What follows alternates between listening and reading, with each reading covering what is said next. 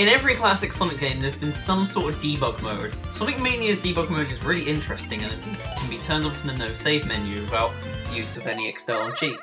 By loading up the no save game, you can do some pretty interesting stuff, and in this two-part series, I'm going to be going over some of the interesting stuff that you can do. Now that we've learned the fundamentals and the ins and outs of the debug mode in this game, it's time to have a little bit of fun with it. This episode does contain loud noises and crashes, so beware that if you do experiment, your game will crash too. But I'll meet you in Chemical Plant Zone. One thing I should go over is that the objects that you can place in each zone differ depending on what stage assets are available. I'll quickly go over that you can place a special ring on demand, and yes, in fact, you can collect 7 Chaos Emeralds this way, which is pretty funny. However, this has been patched out, and if you try and do this in the latest version of the game, it will just give you 50 rings. And when you exit the special stage, you'll notice that you're put at the start of the level again. One of this zone's unique little things you can play with are these speed boosters. These only go one way, which gave me an idea. If you're aware of the Sonic handheld series, you'll know that they're sort of like pushed aside and offloaded to a company called Dimps. Dimps tends to use a lot of speed boosters. And you know that we can spawn speed boosters on demand in Chemical Plant. So what would Chemical Plant Act 1 be like if Dimps designed the game? Well, lucky for you, I sort of have done that. Yeah. When I first playtested this, I realised that I placed way too many speed boosters, and I learned that they only went one way, so Sonic just ended up getting stuck. So, unfortunately, I couldn't live the dream of having a fully automatic Sonic Mania level, so I had to restart.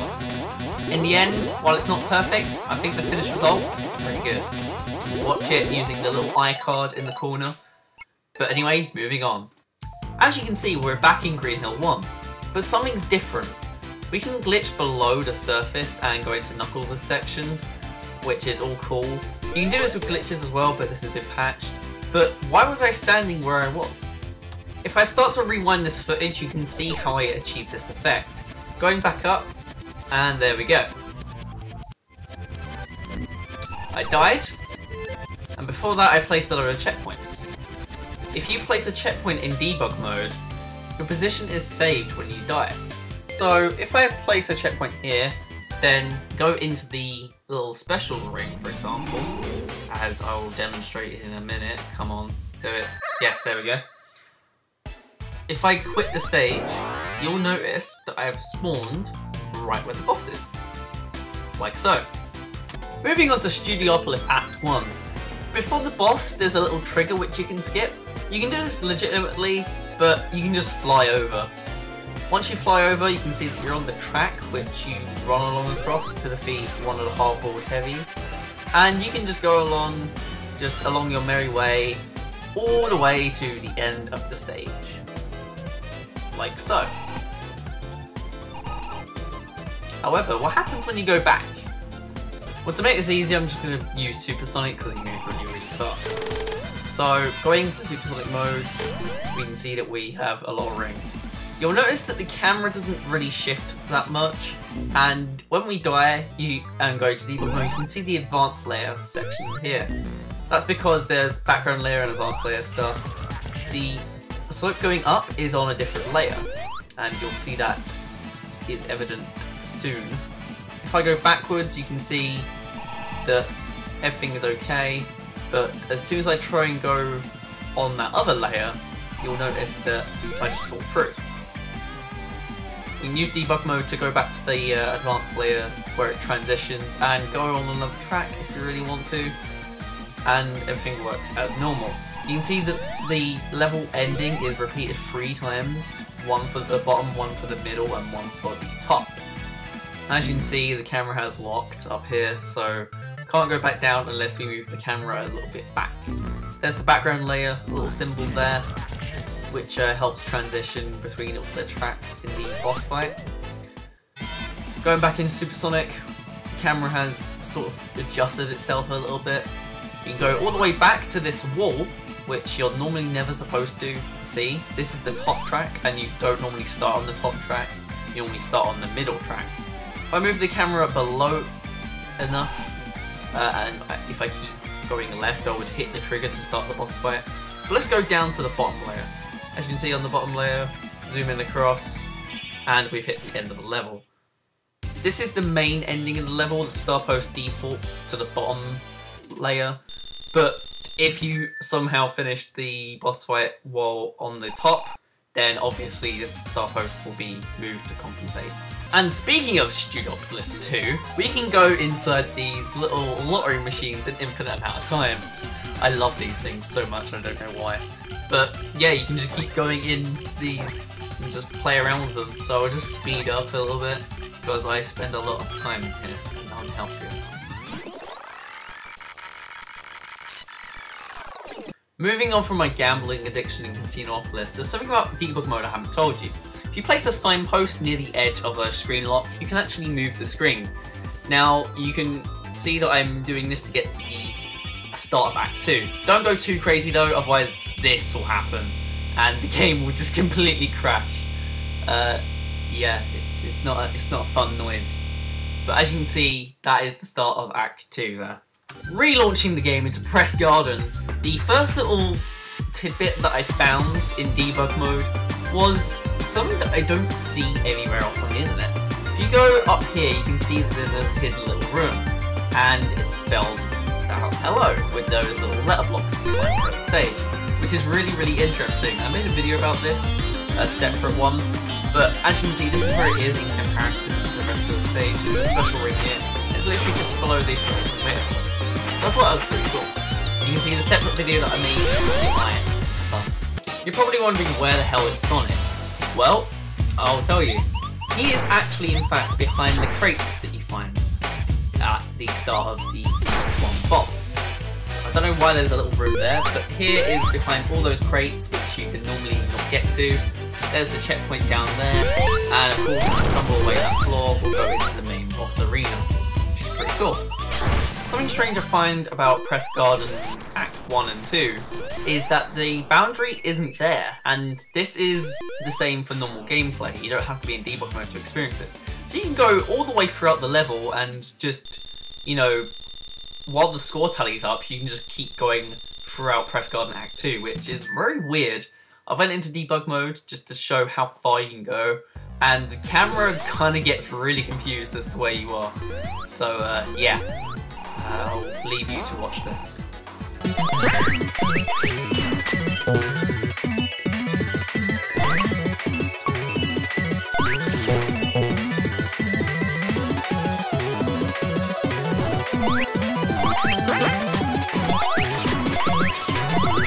As you can see, we caught up with the two, stuck behind a wall.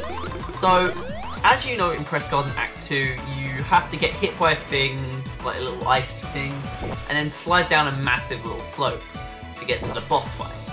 If we glitch past all of the walls, we can just go directly into the boss fight, and there's that slope I'm talking about.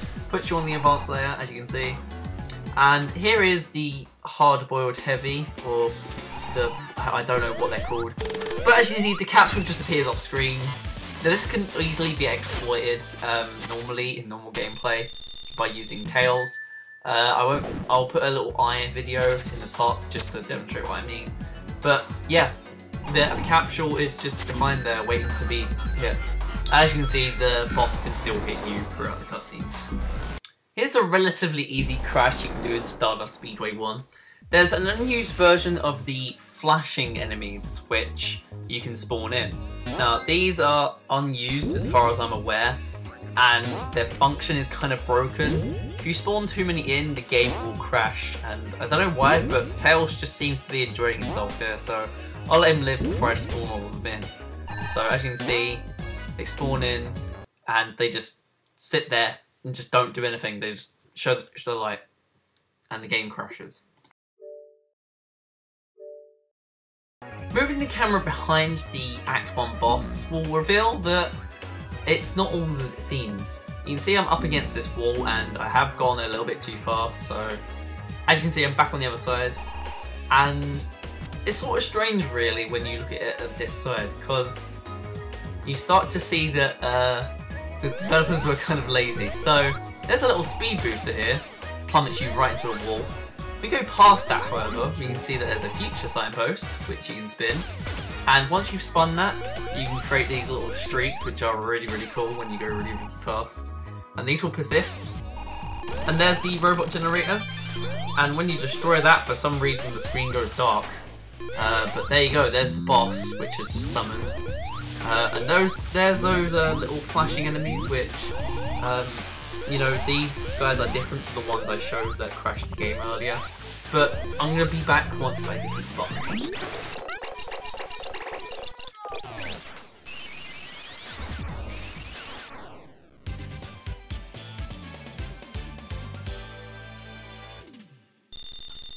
When the cutscene, scene transition, whatever you want to call it, begins to play, the act transition, that's it, you'll see that it is very underwhelming.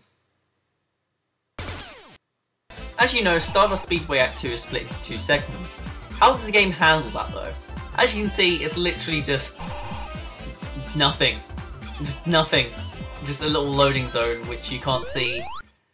And yeah, that's very underwhelming.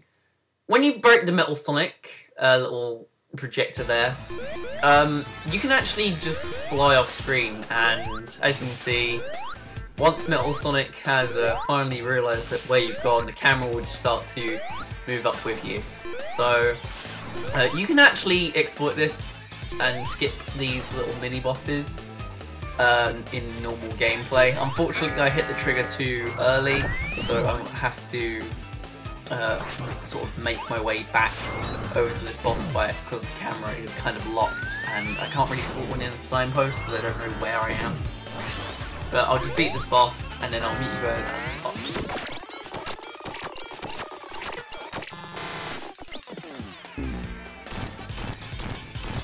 And here we are, the wall is suddenly being built in front of us for some reason. Obviously it's not meant to happen. You can see that all sides of the wall actually do hurt you, not just the spikes, which is very peculiar. But this is by far the most glitchiest thing in the game. If you want to make your way past the wall, you can see that it just disappears and then just reappears behind you. But what gets even weirder is if you go above it.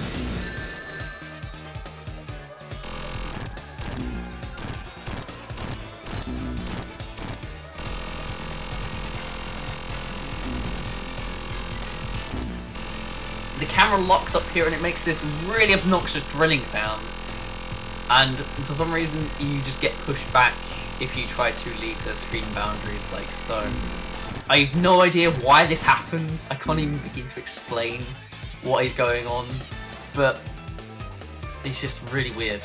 Definitely try this out yourself, but however be warned that you will need to quit and relaunch the game once you've done this, as for some reason the pause menu didn't actually work for me. It might do for you, but I couldn't actually get out of the stage. Wow, this video is really long, so I am actually going to split it into 3 parts. So next time we're going to be seeing what more oddities lie in the second half of the game. But for now, I'll show you a little teaser of what will happen in Hydrocity Zone.